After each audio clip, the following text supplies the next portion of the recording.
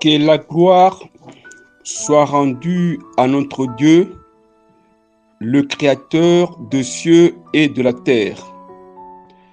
Très chers frères et sœurs, membres des églises, ce matin, nous avons l'honneur de glorifier notre Dieu à travers un thème intitulé « La loi et la grâce », thème tiré dans l'évangile de Jean, chapitre 1, verset 17. Nous lisons au nom de Jésus-Christ. Car la loi a été donnée par Moïse, la grâce et la vérité sont venues par Jésus-Christ. Très chers frères et sœurs, membres des églises, car la loi a été donnée par Moïse, la grâce et la vérité sont venues par Jésus-Christ. La loi et la grâce. La loi a été donnée par Moïse et la grâce a été donnée par Jésus-Christ. Nous avons deux messagers avec deux messages qui sont différents. Moïse avec la loi et Jésus-Christ avec la grâce. La loi, c'est quoi? Et la grâce, c'est quoi? Très chers frères et sœurs, membres des églises, les Écritures disent que la parole a été faite chair et elle a habité parmi nous, pleine de grâce et de vérité. C'est pour dire que la grâce et la vérité sont venues dans la parole faite chair. Mais si il y a la loi et il y a la grâce, nous faisons la comparaison avec l'évangile de Matthieu, chapitre 5, verset 17. Nous disons Matthieu, chapitre 5, verset 17. Nous lisons au nom de Jésus-Christ. Ne croyez pas que je sois venu pour abolir la loi ou les prophètes. Je suis venu non pour abolir, mais pour accomplir. Très chers frères et sœurs, membres des églises, ne croyez pas que je sois venu pour abolir la loi ou les prophètes. Je suis venu non pour abolir, mais pour accomplir. Ne pensons pas que la grâce a pour objet d'abroger la loi, mais la grâce explique la signification réelle de la loi. Très chers frères et sœurs, membres des églises, nous avons 4 éléments qui sont comparés à la loi pour bien comprendre la loi. Nous avons 1, la loi et le péché. Nous avons 2, la loi et la foi. Nous avons 3, la loi et la promesse. Et nous avons 4, la loi et la grâce. Nous commençons avec la première comparaison, la loi et le péché. Si nous lisons l'épître de Paul aux Romains, chapitre 7, verset 7, nous lisons au nom de Jésus-Christ. Que dirons-nous donc? La loi est-elle péché? Loin de là. Mais je n'ai connu le péché que par la loi. Car je n'aurais pas connu la convoitise si la loi n'avait pas dit « tu ne convoiteras point ». Très chers frères et sœurs, membres des églises, que dirons-nous donc? La loi est-elle péché? Loin de là. Mais je n'aurais connu le péché que par la loi. La loi est-elle péché? Loin de là. Loin de là est une négation catégorique.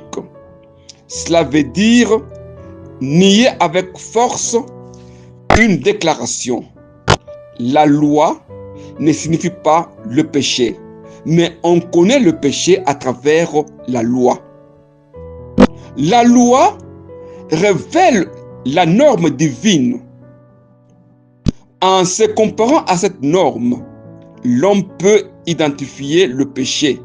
C'est pourquoi Paul dit, « Je n'aurais pas connu la convoitise si la loi n'avait pas dit, tu ne convoiteras point. » Donc, la loi est une référence de péché.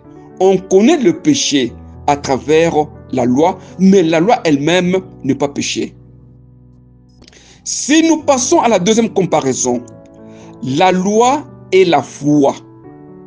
Nous lisons l'épître de Paul aux Romains, chapitre 3, verset 31. Nous lisons au nom de Jésus-Christ.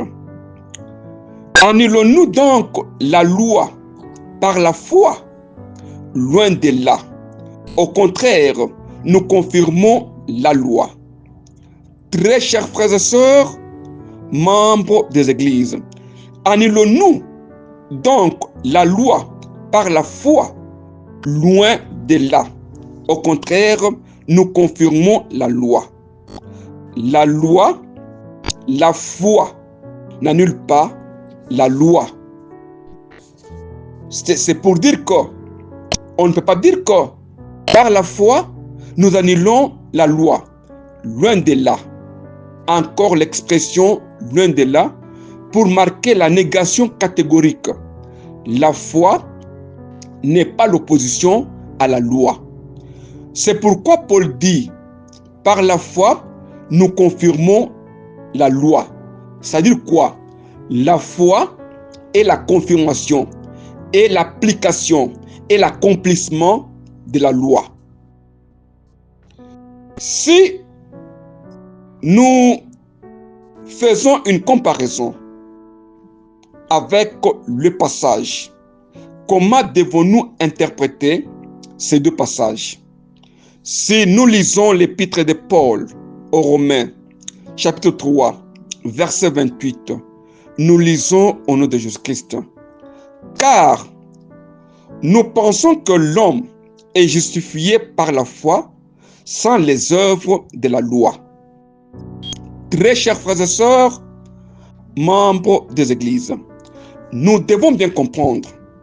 Paul dit ceci, car nous pensons que l'homme est justifié par la foi sans les œuvres de la loi. L'apôtre Paul dit ceci, que l'homme est justifié par la foi sans les œuvres de la loi. Si nous prenons l'approche de l'apôtre Jacques, nous trouvons que la foi sans œuvre est morte. Et surtout, si nous lisons l'épître de Jacques, chapitre 2, verset 24, nous lisons au nom de Jésus-Christ. Vous voyez que l'homme est justifié par les œuvres et non par la foi seulement. Très chers frères et sœurs, membres des églises, vous voyez que l'homme est justifié par les œuvres, non par la foi seulement.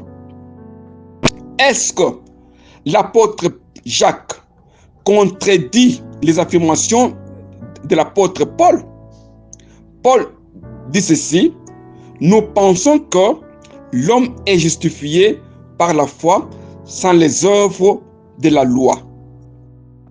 Et pour l'apôtre Jacques, l'homme est justifié par les œuvres et non seulement par la foi.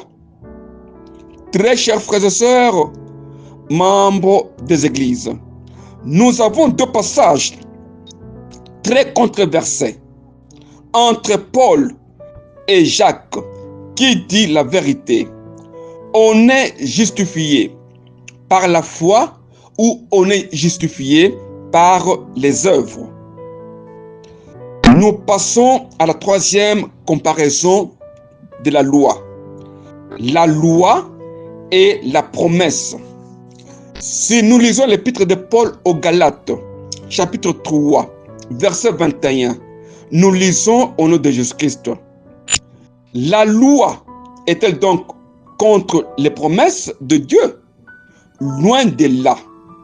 Si il avait été donné une loi qui puisse procurer la vie, la justice viendrait réellement de la loi. Très chers frères et sœurs, membres des églises, la loi est-elle donc contre les promesses de Dieu? Loin de là. La loi contredit les promesses de Dieu? Loin de là. L'expression loin de là revient encore pour marquer la négation la plus forte. C'est pourquoi les Écritures disent que la loi a été comme un précepteur pour nous conduire à Christ. Mais c'est une évidence. Quelle est cette promesse? Si nous lisons le premier épître de Jean, chapitre 2, verset 25, nous lisons au nom de Jésus-Christ. Et la promesse qui nous a été faite, c'est la vie éternelle. Très chers frères et sœurs, membres des églises, la promesse qui nous a été faite, c'est la vie éternelle. La vie éternelle est la promesse de Jésus-Christ. Toutes les promesses de Dieu se résument dans la vie éternelle. Et pourtant, si nous lisons l'épître de Paul aux Romains, chapitre 4, verset 14, nous lisons au nom de Jésus-Christ. Car si les héritiers les sont par la loi, la foi est vaine et la promesse est annulée. Très chers frères et sœurs, membres des églises, car si les héritiers les sont par la loi, la foi est vaine et la promesse est annulée. On parle de la promesse et cette promesse est la vie éternelle. Nous sommes héritiers de la vie éternelle par la foi en Jésus-Christ et non pas par la loi. Mais attention, la loi n'est pas contre la foi. Si nous parlons maintenant de la quatrième comparaison de la loi et la grâce. Si nous lisons l'épître de Paul aux Romains, chapitre 6, verset 15, nous lisons au nom de Jésus-Christ. Quoi donc? Pécherions-nous parce que nous sommes non sous la loi, mais sous la grâce? Loin de là. Très chers frères et sœurs, membres des églises, quoi donc? Pécherions-nous parce que nous sommes non sous la loi, mais sous la grâce? Loin de là. Car le péché n'aura point le pouvoir sur nous, puisque vous êtes non sous la loi, mais sous la grâce.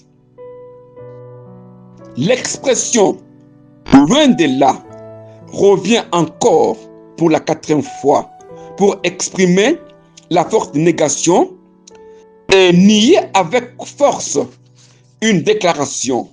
C'est-à-dire quoi? Vous êtes non sous la loi, mais sous la grâce. On ne peut pas pécher, on ne peut pas être pécheur parce que nous vivons sous la grâce. Alors, la grâce ne signifie pas la liberté de pécher. Très chers frères et sœurs, membres des églises, vous êtes non sous la loi, mais sous la grâce. Toutes les églises prêchent aujourd'hui les temps de la grâce. Les temps de la grâce. Les temps de la grâce. Nous sommes sous la grâce. Nous sommes sous la grâce. Nous sommes sous la grâce. La grâce, c'est quoi? Avant de comprendre la grâce, nous devons d'abord connaître la loi. Si nous lisons le premier épître de Paul au Timothée, 1 Timothée, chapitre 1, verset 9, nous lisons au nom de Jésus-Christ. Nous savons bien que La loi n'est pas faite pour les justes, mais pour les méchants et les rebelles, les impies et les pécheurs, les irreligieux et les profanes, les parricides et les métriers. Très chers frères et sœurs, membres des églises, nous savons bien que la loi n'est pas faite pour les justes, mais pour le méchant. La loi est donc un enseignement qui sert à montrer que l'homme est un pécheur, incapable de se sauver lui-même.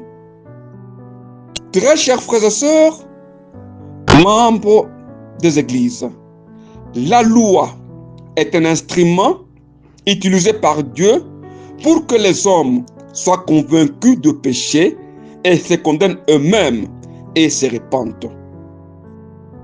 Nous avons fait 4 comparaisons avec la loi. La loi et le péché. 1. 2. La loi et la foi. 3. La loi et la promesse. 4. La loi et la grâce. Dans les 4 comparaisons, il y a une négation qui se répète. La loi et le péché. La loi est le péché, loin de là. Nous avons la loi et la foi. La foi annule la loi, loin de là. La loi et la promesse. Est-ce la loi contredit la promesse? Loin de là. La loi et la grâce. Est-ce que la grâce annule la loi? Loin de là. Très chers frères et sœurs, membres des églises, la loi, finalement, c'est quoi? Si nous lisons l'épître de Paul aux Romains, chapitre 3, verset 20, nous lisons au nom de Jésus-Christ. Car personne ne sera justifié devant lui par les œuvres de la loi, puisque c'est par la loi que vient la connaissance du péché. Très chers frères et sœurs, membres des églises, c'est par la loi que vient la connaissance du péché. La loi révèle l'état de péché de l'homme. Avec la loi, l'homme se retrouve sous le jugement et la condamnation de Dieu. La loi nous révèle l'état de péché. Nous sommes pécheurs car il y a la loi. Et si nous lisons le premier épître de Jean, chapitre 3, verset 4, nous lisons au nom de Jésus-Christ. Quiconque pratique le péché transgresse la loi, et le péché est la transgression de la loi. Très chers frères et sœurs, membres des églises, le péché est la transgression de la loi. Quand nous sommes sous la loi, nous sommes pécheurs parce que nous transgressons la loi. Et la loi nous juge et la loi nous condamne. La loi maintenant est quoi? Si nous lisons le premier épître de Paul aux Corinthiens, chapitre 15, verset 56, nous lisons au nom de Jésus-Christ. Le guillon de la mort, c'est le péché. Et la puissance du péché, c'est la loi. Très chers frères et sœurs, membres des églises, la puissance du péché, c'est la loi. Or, le péché est la transgression de la loi. La loi est la puissance du péché. Nul n'est justifié devant Dieu par la loi, car la loi nous permet tout simplement à connaître nos péchés. Nous reconnaissons qu'on est pécheur à travers la loi, mais la loi en soi elle-même ne sauve pas. La loi devient maintenant un enseignement qui permet à l'homme à découvrir ses péchés, sans pour autant les sauver. Si nous lisons l'épître de Paul aux Romains, chapitre 4, verset 15, Romains 4, 15, nous lisons au nom de Jésus-Christ. Car la loi produit la colère, et là où il n'y a point de loi, il n'y a point non plus de transgression. Très chers frères et sœurs, membres des églises, car la loi produit la colère, et là où il n'y a point de loi, il n'y a point non plus de transgression. Si le péché est la transgression de la loi, là où il n'y a pas de loi, il n'y a pas de la transgression. Or, là où il n'y a pas la loi, c'est dans la grâce. Alors, la grâce, c'est quoi? Nous sommes sous la grâce. Les temps de la grâce. La grâce, là, c'est quoi? Temps de la grâce. Temps de la grâce. Nous sommes sous la grâce. La grâce, c'est quoi? Si nous lisons l'épître de Paul aux Éphésiens, chapitre 2, verset 8, nous lisons au nom de Jésus-Christ. Car c'est par la grâce que vous êtes sauvés, par les moyens de la foi. Et cela ne vient pas de vous, c'est le don de Dieu. Très chers frères et sœurs, membres des églises, c'est par la grâce que vous êtes sauvés, par le moyen de la foi. Nous sommes sauvés par la grâce. On peut comprendre la grâce comme un don gratuit, une faveur imméritée accordée aux pécheurs. C'est comme pour dire que dans les temps de la grâce, même si on est pécheur, on doit être sauvé. Car les Écritures disent ceci: cela ne vient pas de vous, mais c'est le don de Dieu. Ces dons-là, les dons de Dieu, on est sauvé par la grâce, c'est-à-dire par faveur, même si on est pécheur. Quand on vit sous la grâce, on serait sauvé. C'est la question que l'on doit se poser. Parce que nous voyons actuellement dans nos églises le péché abonder. Mais on nous prêche que nous sommes dans le temps de la grâce. Et on ne condamne pas le péché. Car on dit qu'il n'y a pas de condamnation pour celui qui est en Christ. Parce qu'on est sous la grâce. Est-ce que devons-nous fortifier nos églises avec le péché? Si nous lisons l'épître de Paul au Tite, chapitre 2, verset 11 jusqu'à 12. Nous disons Tite, chapitre 2, verset 11 jusqu'à 12. Nous lisons au nom de Jésus-Christ. Car la grâce de Dieu, source de salut pour tous les hommes, a été manifestée. Elle nous enseigne à renoncer à l'impiété et aux convoitises mondaines et à vivre dans le siècle présent selon la sagesse, la justice et la piété. Très chers frères et sœurs, membres des églises, la grâce nous enseigne à renoncer à la piété, à l'impiété et aux convoitises mondaines et à vivre dans le siècle présent selon la sagesse, la justice et la piété. La grâce nous enseigne à renoncer aux convoitises mondaines et à vivre selon la sagesse de Dieu. Nous sommes sous la grâce et nous sommes au temps de la grâce seulement si nous vivons loin de péché et que si on n'est pas pratiquant de péché. Dans nos églises, si tu es pécheur et pratiquant du péché, celui qui transgresse à tout moment les lois de Dieu, tu n'es pas dans le temps de la grâce. Car la grâce elle-même nous apprend nous enseigne comment est-ce qu'on doit renoncer au péché et vivre au temps présent. Le temps présent, c'est le temps actuel. Le temps futur, c'est la vie éternelle. Dans le temps présent, c'est le temps où nous vivons ici. Nous devons être éloignés du péché pour prétendre dire que nous vivons la grâce de Dieu. Très chers frères et sœurs, membres des églises, si nous cherchons à être justifiés par la grâce et nous-mêmes, nous nous retrouvons pécheurs, Christ n'est pas un ministre de péché et la grâce est loin de nous. Car même Paul a dit, ne recevez pas gratuitement la grâce de Dieu.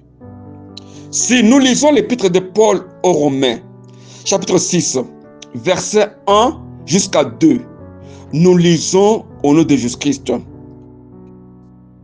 Que dirons-nous donc?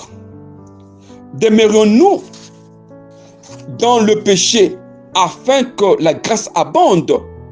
Loin de là.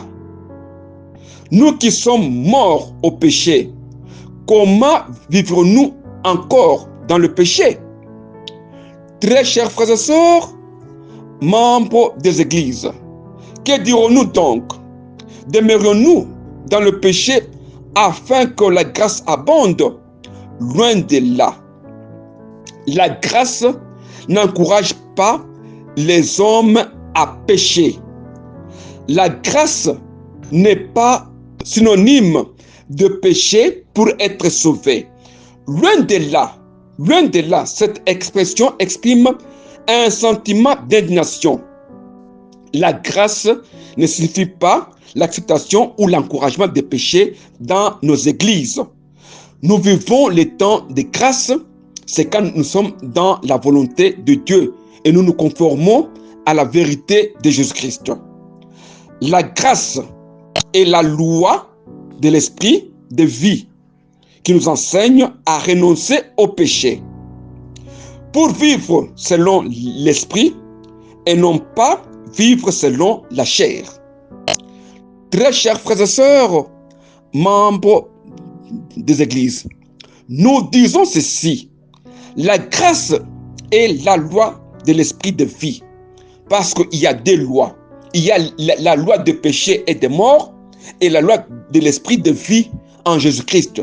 C'est cette loi de l'esprit de vie en Jésus-Christ que nous appelons la grâce, car Jésus-Christ lui-même est la grâce. Jésus-Christ n'est pas un ministre du péché. Nous devons alors, pour vivre dans les temps de grâce, marcher conformément à l'esprit. Si nous lisons l'épître de Paul aux Galates, chapitre 5, verset 18, nous lisons au nom de Jésus-Christ. Si vous êtes conduit par l'esprit, vous n'êtes point sous la loi. Très chers frères et sœurs, membres des églises, si vous êtes conduit par l'esprit, vous n'êtes point sous la loi. L'évangile de la grâce nous enseigne l'esprit. Nous connaissons Christ non pas selon la chair, mais selon l'esprit. L'esprit, c'est quoi? L'esprit, c'est l'interprétation des Écritures. L'esprit, c'est quoi? L'esprit, c'est l'accomplissement de la loi dans la parole de Dieu. Si nous lisons l'épître de Paul aux Galates, chapitre 5, verset 25, nous lisons au nom de Jésus-Christ. Si nous vivons par l'esprit, marchons aussi selon l'esprit. Très chers frères et sœurs, membres des églises, si nous vivons par l'esprit, marchons aussi selon l'esprit. Si nous vivons par la grâce, marchons aussi selon la volonté de Dieu. La grâce n'encourage pas le péché. Ce sont les enfants de l'esprit qui sont les enfants de Dieu. Ce ne sont pas les enfants de la chair et de la loi.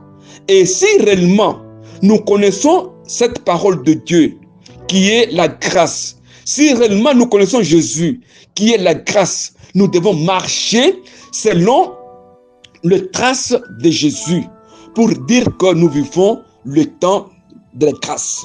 Nous sommes sous la grâce si nous observons les lois spirituelles, les lois de la vie, si nous vivons l'interprétation et l'accomplissement des lois. Les temps de grâce. La grâce est la manifestation de la loi. La grâce, c'est l'accomplissement de la loi. Très chers frères et sœurs, membres des églises, ce matin, c'est votre frère, l'apôtre Taylor Kankonde Kalomba. Je vous remercie au nom de Jésus-Christ.